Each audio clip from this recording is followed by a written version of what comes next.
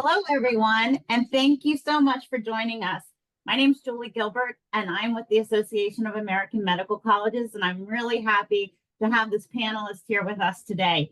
We are going to be talking how to know if a post-baccalaureate or special master's degree program is right for you. We have a great group lined up to talk with you. We have Glenn Cummings from Bryn Mawr. He's the Associate Dean, Director of Health Professions Advising and Post-Bac Pre-Med Programs. We also have Val Horworth from Western Michigan University Homer Stryker MD School of Medicine. She is the Manager of Admissions. And we also have Joelle Presson. She is from the University of Maryland, and she's the Assistant Dean, Undergraduate Academic Programs. We are also fortunate enough to have a previous alumni from their programs with us today. So they're going to talk a little bit about their programs. They're going to give us an intro. And then we are actually going to hear what this about directly from the students who went through their programs. And they are all currently medical students. So I am extremely excited to be moderating this session. Before we get started, I just want to give you a few little housekeeping notes. And one is that, yes, this session is being recorded, and the recording will be available in about 24 hours within the platform. So you will be able to access this later on. Also, we are going to be taking questions through the Q&A box. You are welcome to put those in at any time. And at the end of our presentations, we will be asking our panelists questions that you have asked. So please feel free to enter those. What we're going to do first is we're going to turn it over to Glenn Cummings from Bryn Mawr. He is going to give us a little intro into what is a post-bac program and get you some information that you will need to get started on this topic. So I'm going to turn it over to Glenn. Great, thank you, Julie. Let me share my screen with everyone here. Okay. I'm happy to be part of this. Thank you so much for including Bryn Mawr in this discussion. My job is to start us off talking about just very broadly what a post-bac program is. I always tell people on interview day when they interview with us that, and it's true, that we get a call at least once a season from someone asking about the post-baccalaureate program. So first of all, post-bac stands for post-baccalaureate, not post-bachelorette. And we come in all sizes and stripes and everything else. So in general, a post-bac program is an academic bridge between your undergraduate studies and medical school. A pre-medical post-bac program is. The details vary a lot, as I'm sure you'll hear us talk about today, but roughly they fall into two main types. The first type would be what we call a career changer, or I like to call sometimes a start from scratch program. Those terms are also kind of complicated, but that's the best we can do. And those are for people that really need to take the courses required for medical school. They haven't already had those courses, and they need to take them to be eligible to apply. They've often had another career before they come to the program.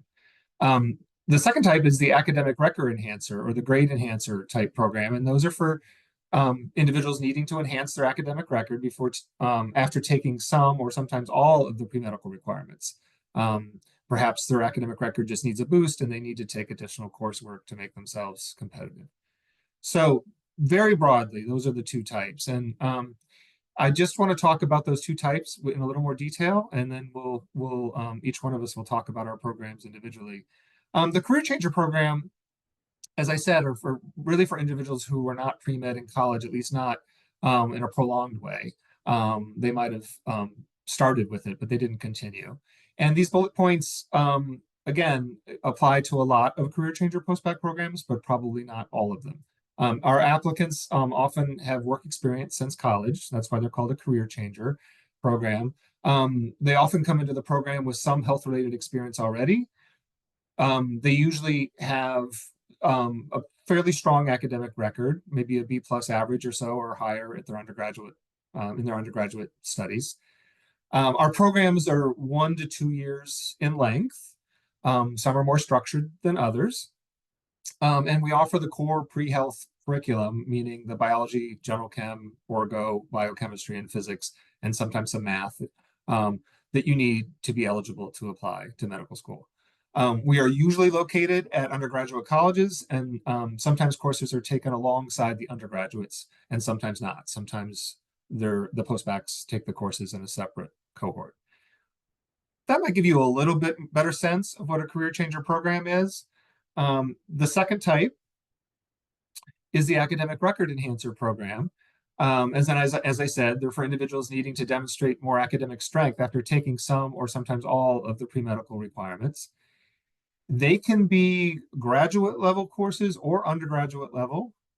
Graduate programs, the ones that are housed in a graduate school or a graduate program often tend to be a little more structured. The offering to take undergraduate classes are sometimes a little bit less structured, but again, there may be some exceptions to this. Some of the graduate level programs offer a master's degree and some certificates. Some of them offer both. They're also usually a duration of 1 to 2 years. Graduate programs offer rigorous biomedical science curriculum, sometimes alongside med students. So you might be retaking some of the courses that you didn't do that well in, but then you might also be weaving in new courses and sometimes even courses alongside med students if there's a medical school present. The grad programs typically ask for a 3.0 or higher, but I'm sure there are exceptions to that. Sometimes they require you to have already taken the MCAT, and they require an MCAT score. Just so you know, the ones where undergraduate courses are offered do actually boost or help your undergraduate GPA if you do well in them when it comes time to apply to the health professional school, when it comes time to apply to medical school. If you take the courses in a grad program, that also gets noticed, of course, but it's a separate line on your application. It's hard to generalize about these programs, but that's the best we can do to start us off. I did also want to share some links to good resources for postbac programs. Maybe you've seen these already since you're here at a AAMC event, but the database, the Postbaccalaureate Pre-Medical Program database, I linked to here in the slides, and it's a searchable database. You can find it on the AAMC website that really provides as comprehensive as we have right now of a list of postbac programs in the country. And you can filter when you search in different ways. There's also a good web page on the larger site called "Is a Postbac Program Right for Me? 7 Benefits to Consider." And some of those items on that list we're going to be talking about today, but so it might be a nice review if you're still thinking about a postbac. And then I also wanted to mention Postbac CAS, which is the centralized application service that a lot of postbac programs use for you to actually apply. It's not a searchable database, but you can go in there as a potential applicant and get a feel for the different programs. And then certainly if you are ready to apply to a postbac program, that's the application service that not all postbac programs use, but a good number of them use, and you probably would be using it for one of the programs on your list. All right, that's just a general introduction to postbac programs. And I think, Julie, you're going to send us off to the next part of today. That's right. Thank you so much, Glenn. So now you have a little bit of a background on what postbaccalaureate programs are. And we also have special master's degree programs. So you're going to hear about those too. So we are going to start off by hearing from 3 of our panelists that are at the schools. And we're going to kick it off with Western Michigan. So that means we are going to hear from Val Howarth. And I'm going to turn it over to you. Thank you so much. Thank you. Super excited to be here. Thanks for facilitating, Julie. And thank you, Dr. Cummings, for that great overview of some of the different types of programs. We at Western Michigan University School of Medicine, we have our Master of Biomedical Sciences postbac program. So just a quick couple minute summary and overview of that. It is a master's degree, but it functions most similarly to that second type of program that was just described. And so our master's degree program really aims to best serve students who we in our admission committee believe have the qualities, have the strengths and the skills that will make them great physicians, but who might need or benefit from a little bit of extended transition and extra support in that journey into medical school. Ours is a little bit more unique than a typical standalone master's degree or standalone bridge program in that it does have a linkage to our MD program. But it is something where the minimum GPA is 3.0, the minimum MCAT is 497. So it's not designed for a career changer in that traditional sense. So it falls more in that second half. What we do in this program is it's a very small cohort by design. We want it to be a highly supportive environment for our students and preparing them for medical school. It is a one-year program, 6 courses and a literature-based capstone thesis. And 3 of those 6 courses run alongside our first-year MD students. So the students do the coursework portion of the biomedical sciences courses, kind of get that first look at that material to better prepare them for that first year of medical school. And the other 3 courses are specific to the master's in biomedical science and really preparing students, outside of the course text-based material in their transition to medical school. Following successful completion of the master's degree, a couple of things that make our program unique are that our students are guaranteed a seat in our MD program the following year. So we like to informally call it sort of a 5-year pathway to an MD degree. And so as long as they successfully complete all of that, they're guaranteed that spot. Our students are also fully funded for that master's year. So we don't want them to have to worry about, work or other life stressors or things like that during that time. So our students receive a full tuition scholarship and often cost of living stipend as well for that master's degree year. So that is a very brief overview of our program. You'll get to hear from Rosemary, who is a graduate of our master's and now a current MD student with us, all more about her experience in just a few minutes. And she can answer more of your questions, but that's us for Western Michigan. So I'm happy to turn it back over to Julie so that we can hear about the next program. Thank you so much, Val. We are now going to turn it over to Dr. Presson and from the University of Maryland, where she'll talk to us about her program.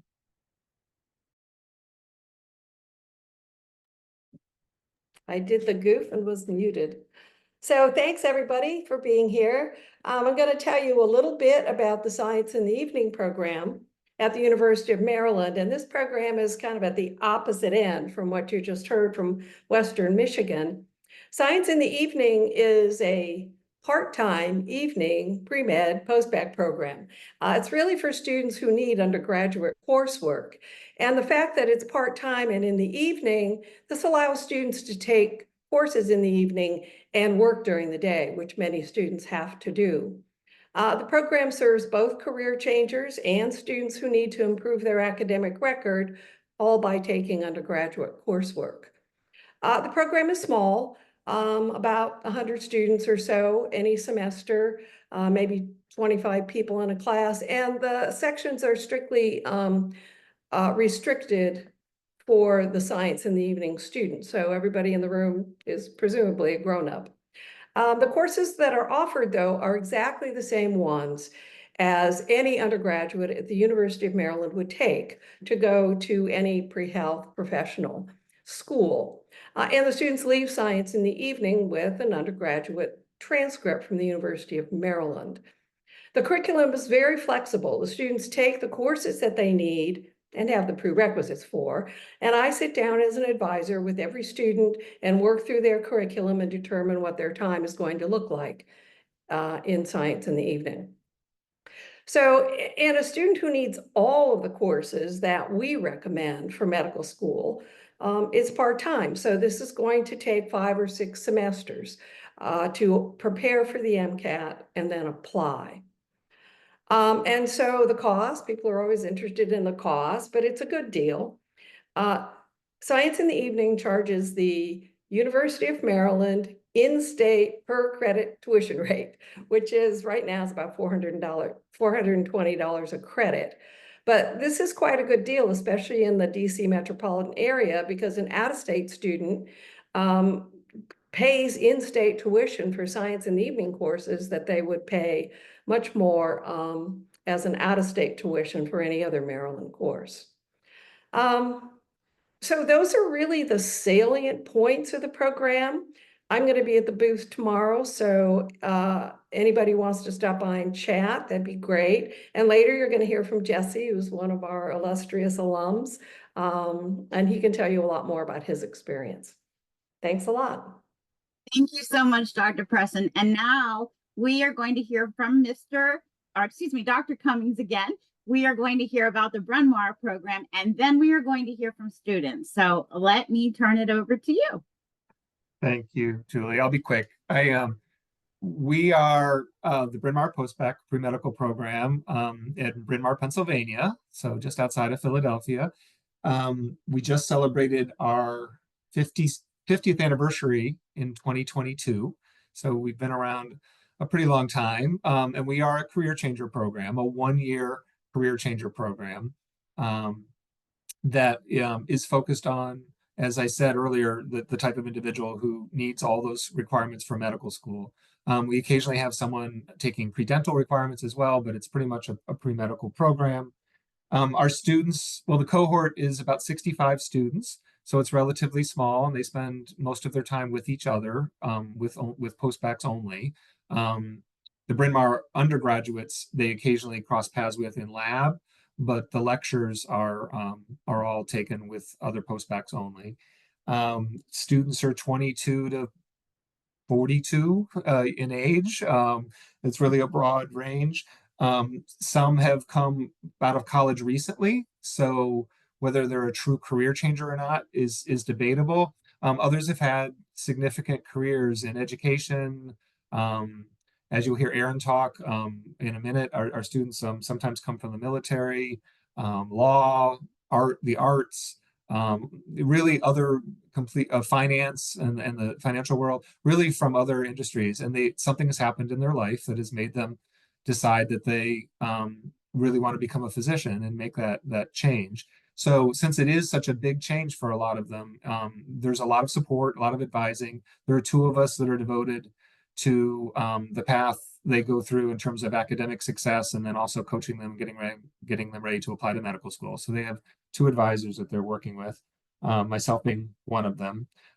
There's a clinical component to their week. In addition to the classes, they have some clinical volunteering that they do in the medical community in the greater Philly area. They head off to medical school, some of them directly out of our program, and some of them take a glide year. And it really just depends. We have 16 linkage programs with medical schools that we've had long-term relationships with. And if you are a qualified linkage applicant, you might be able to finish the program and head straight into school after the year. About a half the class applies to link. The other half of the class decides, no, they want to apply more broadly, and they take a year to go through the application process before they head off to medical school. I'll also be at the booth, and so will later in the day, so will my fellow advisor, Erica. We'll both be there tomorrow. So I look forward to talking to you more. Hope there's some people out there in the audience that are sitting in an office job right now and hoping to change careers. Thank you so much. That was great to hear from all of you. And I think the next part is what a lot of students that are here attending the conference really want to hear, and that is to hear from people that have gone through the program. So I'm extremely excited to have our next three guests, and they are all currently medical students. We are going to hear from Rosemary Vergara. She is currently at Western Michigan as a medical student. We have Jesse Dawkins who attended the University of Maryland Science in the Evening Program. He is also a medical student at UVA. And then we have Aaron Rounds, who went to the Bryn Mawr program, and he is currently attending school at Brown University. So I am going to turn it over first to Rosemary, and we're going to have you talk a little bit about what your journey was. If you could share how the specific program helped you reach your goal, and then any general advice you would give for someone considering a post-bac or in certain cases, a special master's. Hi, can everyone hear me? Yes. Yay. Okay. Hi, everyone. I'm honored to be with you guys today first. You have to excuse the OHAR gear. I'm actually at an OA right now. So my name is Rosemary. I grew up in the Bay Area in California. I went to Santa Clara University, studied biology, minored in biotech and pre-med. And then I took a few years off. I wanted to figure out if I wanted to do research as well as save some money. So I did 3 years in a research lab at a medical school. So it was amazing. I wanted to apply and then applied across the country and then got this email, which I thought was spam, about this master's in biomedical sciences program at WMed. And then a few weeks later, got my phone interview and then flew out to Michigan for the first time ever leaving California. So really what this program has meant for me is that in my cohort, I saw some questions about it already in the chat. I didn't apply directly to it. So my trajectory was I had a low GPA my freshman year of college, and I got better and better as I went kind of up through my senior year. So I had an upward trajectory.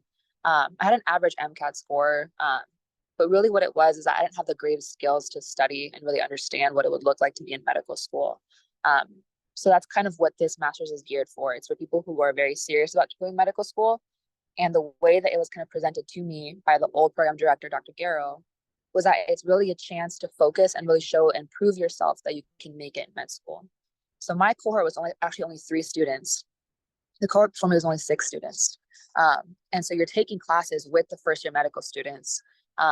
You're taking on top of that, you're doing like a thesis requirement or other requirements on your own. And then you're taking the same exams that they are. And so through that, you're proving, all right, I have the aptitude and now I have the support to really study and make sure that I can keep up when I get to M1 year. Okay. So what that meant is that it is a linkage program. So as long as you pass the requirements, they tell you during your orientation, as long as you pass your requirements throughout the year, you're automatically accepted to begin in your first year. It is non-binding. So you don't, like for us, it was non-binding. We didn't have to go. But all of us who were accepted decided to stay because we really do love WMed. It was a supportive culture. It was wonderful. It was friendly. And on top of that, the master's program gives you a year where you kind of know all the faculty and you know like kind of what to do, who to like talk to. So when I got there my M1 year, I'd already been there for a year. I already taken a lot of the classes for the M1 year and I had a really good foundation.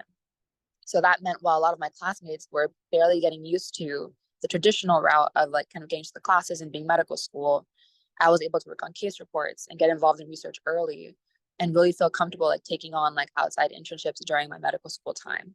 And I really don't think I would have been able to have that confidence if I hadn't already understood how to study for the material. And so that also meant that a lot of the M1s who had come in with me were asking me and my cohort questions. All right, how do I study for this professor? What books to use? How do I use Anki? And like all these different things. So that was incredible. And like, I had never heard of a program like WMed. The cohort, so I can see the cohort at WMed, like my medical school class, I think was like 90, 95 at most. But like I said, my master's cohort was 3 and the cohort before me was 6. So that also meant that we get all of our own master's classes. We would get like all in a very, very small group setting, which was wonderful. We all got paired with tutors who were like upperclassmen who could tutor us if we needed support. And it really has been an amazing cohort. And so having it be a new program, I think people were a little bit nervous about, for being at WMed, Western Michigan, like people were a little bit nervous about what that would look like, right? Like how would residencies respond to this post-bac program? And they've had an amazing match. Like our alumni, like the first cohort, they ended up going to Duke and to Emory. Another of my friends is at USC for general surgery. So really what I would say to you is the biggest advice for applying to WMed is that you have to be very personable. Okay. Like they're giving you a chance because they see something nice in you and like really like could be a great doctor in the future. So they want to see someone who's personable, who you can talk to as your future physician. And then academics, you're going to be there for a year to prove yourself regardless. Lastly, if you're applying to postbacs, I would really focus on what is it that you need to get out of it. For me, like I said, I knew I wanted to do medicine. That was a for sure thing. If given the opportunity, I would go. For me, it was just really, I didn't understand how to study and my GPA and my MCAT were lower. So that really like was an incredible opportunity to take advantage of. If say, for example, like your application looks different than mine and you have really amazing classes, different MCAT score, all that stuff, just really think about how you can get the best out of what your next opportunity is going to be. So I'm here to answer any questions. I'm an M4. I'm applying to general surgery now. Like I said, I'm on a ways. So kind of going through rotations, and you'll know more about that when you get there. But I'll put my email in the chat. You guys can always email me or anything like that. I may not respond right now. It's like interview season starting soon. But I'll respond as I can. So I can put my WMed email into there. But congrats you guys on this big adventure, and good luck to you. Thank you so much, Rosemary. That was great. We're now going to turn it over to Jesse Dawkins, and he'll talk a little bit about his program. Can y'all hear me? Yes. Awesome. So my name is Jesse Dawkins. I'm a first year medical student at University of Virginia. Currently getting bombarded with the different bacteria like Staph aureus, but I'm sure y'all get there eventually. No, but it's really been a good experience. I would say my journey is a little bit different than most people. So it's more of a career change as well as a grade improvement. I had a low GPA from college, so I needed to improve that, as well as I was doing different things after I graduated from college. So I was a medical assistant and scribe for a dermatology office, as well as I did some personal training as well. And I worked for a consulting office. All these were like different part-time jobs that I had throughout, I would say, about 8 years between the time I graduated from college and then the time I got into medical school. So I did some medical jobs, but not all of them. So I think it was important for me to do a post-bac program because I didn't have the necessary classes to matriculate into medical school, as well as I needed grade improvement. And I'm really glad that I went to University of Maryland because the teachers were awesome. So if you get a chance to take a class by Dr. Cap, who's our biochemistry teacher, the shameless plug, definitely do that. I thought I wouldn't like biochemistry until I got to that class, but biochemistry become like one of my favorite subjects. And I think my biggest advice would be just to believe in yourself. If I can do it, you can too. No matter, what people say, no matter what your grades are. If you are dedicated, if you're willing to change your study habits, you could do anything you can put your mind to. And I think that's the biggest thing is just to figure out if you do need to improve, what that is, because I would say even in medical school, the content isn't too difficult. It's just you have to look at it a different way. Maybe you have to change up your study habits, but I think if you're able to put in the time and effort, I think you'll be in good shape. But definitely reach out to me if you have any questions. I believe in all you guys, and thank you for having me. Thank you so much, Jesse. That was great. We loved hearing about your experience as well. And now I'm going to turn it over to Aaron Rounds, and he will talk a little bit about his experience at Bryn Mawr and give us a little more. You guys hear me? Awesome. So my name's Aaron. Like Glenn said, I was a part of the Bryn Mawr post-bac program last year, finished up in the spring, I think early May. Feels like a lifetime ago, but it was pretty recently. So prior to that, though, I graduated from undergrad back in 2018 from a school in New York called West Point, and I served for about 5.5 years in the Army as an infantry officer. So that saw me kind of going all over, living in Georgia, Alaska, New Mexico, and had that kind of track where I wasn't necessarily doing medical training. I was doing whatever that kind of job entailed on that given day. But it was always kind of like this nagging thought in the back of my mind, like, oh, I kind of want to go back to medicine. And when I was stationed in New Mexico, I had the opportunity, I had a little bit of free time, and I got my EMT license then. I started volunteering as an EMT, and that was kind of like the wake-up call. I was like, oh, like this is something I'm really passionate about. And then kind of put the things into motion. So being a little bit older, I didn't really need a GPA enhancement. Truthfully, I just needed the ability to get all the credits that I'd not ever taken. And so quick Google search, and I found Bryn Mawr, and Bryn Mawr was kind of the place where it seemed like that's exactly what they did. They took people who had life experience. As Glenn alluded to, some of it was like kind of fresh out of undergrad, but a lot of us were in our mid to late 20s. We had a couple classmates that were in their mid to late 30s who had done things. They were, veterans. They were we had a lawyer, we had quite a few people who had like done established things, done really well, and had this calling to go back to medicine. And so I applied, talked to Glenn, interviewed with Glenn, and ended up going to Bryn Mawr, and it's a fast-paced program. I can speak as an M1 like Jesse that the type of content, it's more content. Like medical school is absolutely more content, right? Like what you expect to learn in like a week at a med school is probably what you learn in a month at a post-bac. But it's also achievable. Like, but I will say though, somehow like the amount of work you did in a post-bac was very similar to the amount of work you do in med school, even though it's a lot more knowledge. And the first 2 months of med school, the post-bac program was like the ultimate sort of precursor. Like I remember the first day, I was like, whoa, I like was very much taught this recently, and it was an incredible transition. So Bryn Mawr was really nice in the sense that I got all the requirements that I needed, but I also was just then set up to be successful when I started classes as well. So it's kind of a 2-for-1 right there. And I know a couple of my classmates who I was with at Bryn Mawr who are at Brown would echo the same sentiment. So I would say Bryn Mawr was a really wonderful program because they do have that linkage opportunity.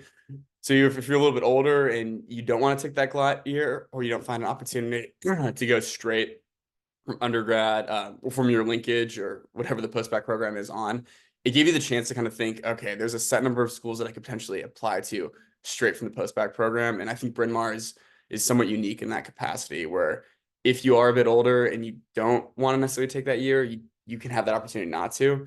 But even then, if you do take that gap year, the glide year as it's called, it's an awesome opportunity still. The professors at Bryn Mawr are hands down phenomenal. They'll go the extra mile. They probably are sick of how many postbacs come out of their office at every hour of the day asking questions. I've never been in a more inquisitive group than the Bryn Mawr postbac program. And then general advice, I think that everybody probably would echo this, is like, especially if you're a career changer, which I can only speak to, like medicine, while it's very early on, it's hard, right? Like you can clearly tell the hours are long. And I think that I have a really unique perspective at Brown, where there's a lot of our classmates who started this program where they were like freshmen and they were accepted to med school as high school seniors. And they don't really know if they want to be here now. And that's an okay thing.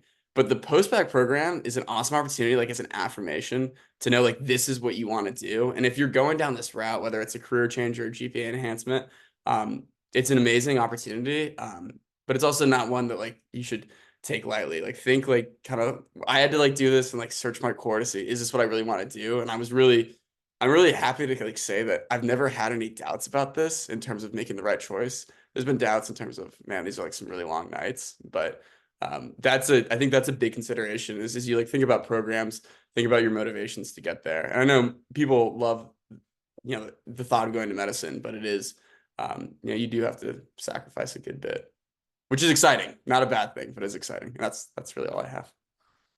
Thank you so much. It was so great to hear from all of you that are currently going to medical school, because that's what we need to hear. We need to have student perspective. So thank you so much for sharing that.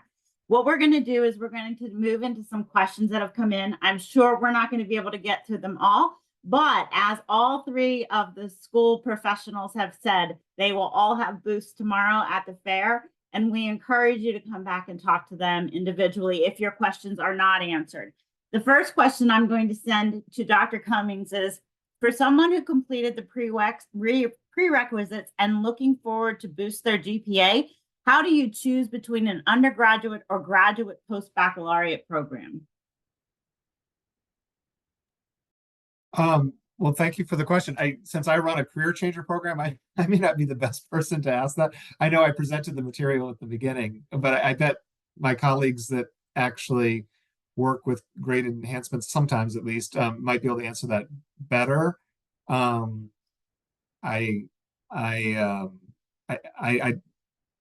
know, Joelle, Val, you want to take that one? Yeah, I certainly can address it from the perspective of the students I work with. I see career record enhancements in different ways. There's a big difference between a 3.0 GPA, where you've got all B's and a few A's, and A's in your social science courses and all C's in your science courses.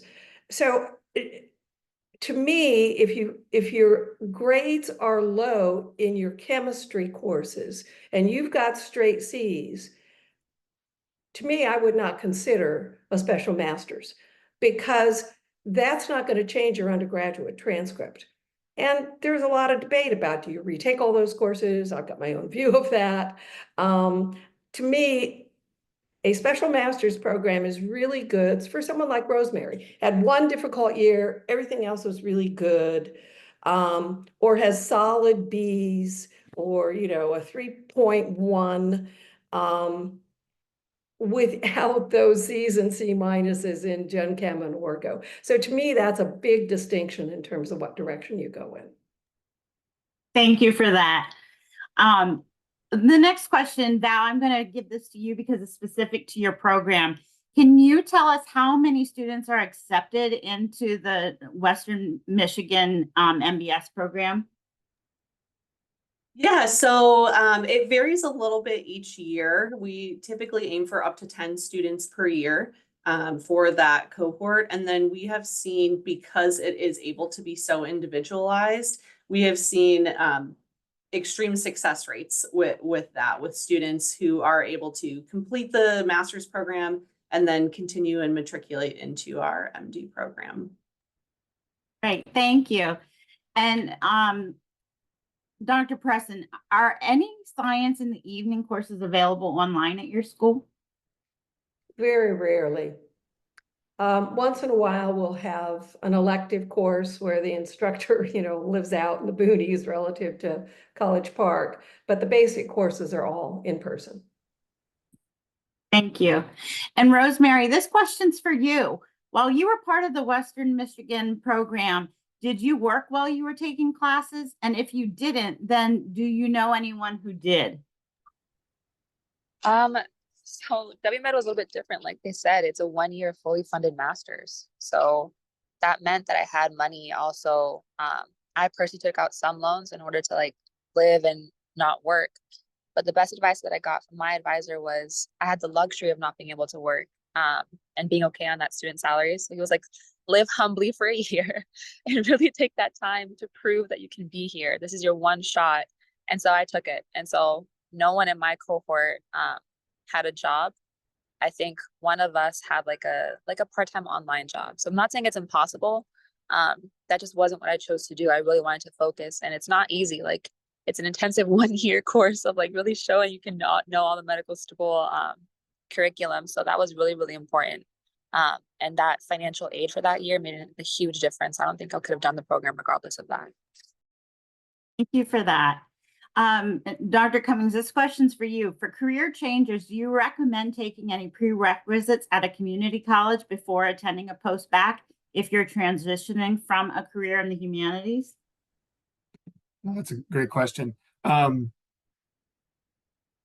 Quantitative ability is really important, especially in chemistry and physics.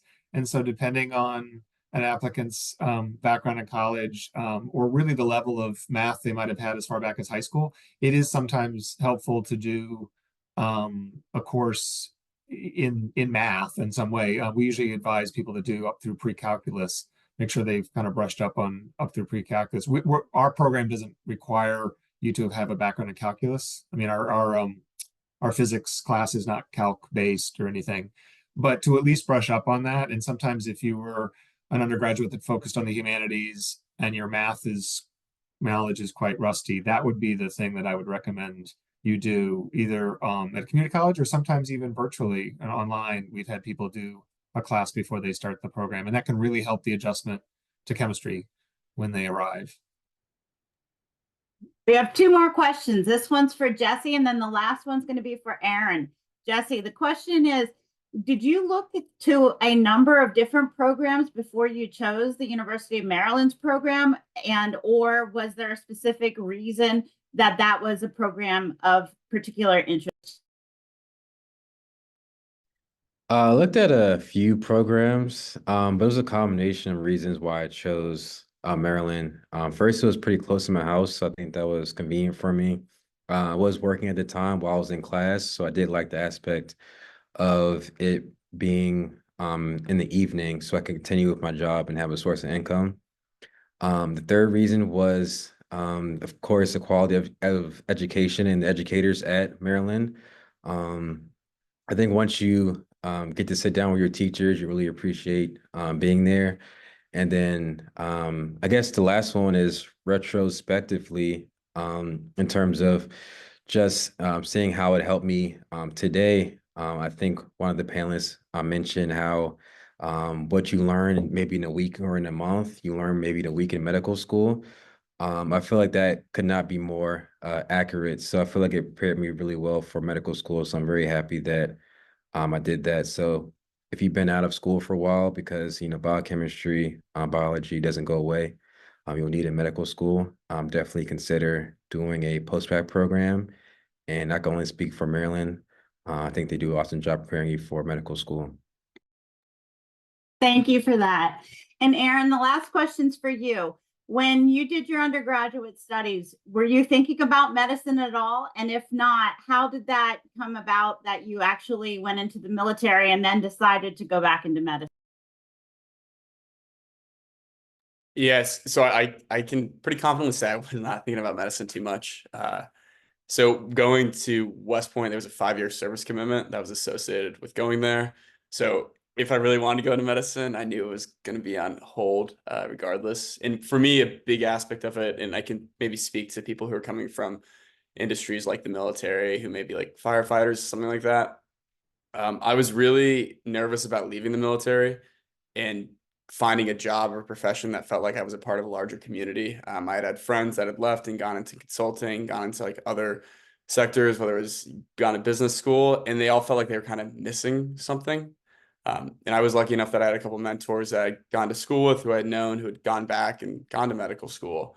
And so I really, from personal, experiences, volunteering as an EMT, and then some family health issues, medicine became more of an opportunity. And then just hearing from these people who I really respected from my military time, who said that kind of getting involved in medicine and going down the path of going to medical school was an amazing part of the ability to be something bigger than yourself. Yet again, you have that same shared purpose. Every day I woke up when I was in the Army, whether it was going to be a fun day or a not fun day, like at least we all were like, achieving the same mission, as cheesy as that sounds. And a really cool thing about medicine is like you all want the best for the patient. You all want the best outcome. And it's a really awesome team atmosphere. I can only speak for Brown. I can only speak for Bryn Mawr, but I felt like everybody I was around was willing to go the extra mile. There's nobody who wasn't willing to do that. And so that was a part of my decision to go into medicine. And I'm really grateful that it kind of panned out and that people are as selfless and as, positively motivated as I thought they were going to be. Wonderful. Thank you so much. Glenn, I'm going to ask you one more question that just came in. Would you be able to matriculate into the Bryn Mawr program in Bryn Mawr linkage schools right after a post-bac program? I believe you mentioned that earlier, that some chose to do a glide year, but there is the possibility. Is that correct? And that's what Aaron did, right? Correct. That's what Aaron did. And you apply when you're roughly halfway through with the post-bac program. And it's a pre-selective process, but if you get a conditional acceptance, then you just finish the program strong and then you can go right into medical school. Thank you so much for that. All right, we have a number of questions that we did not get to, and I knew that was going to happen, but I feel like this was such a great session. I want to thank you all again for participating and giving and sharing your experiences with us. I do want to tell everybody that as a reminder, again, this session is being recorded. It will be available within 24 hours on the platform that you can go back in and access it.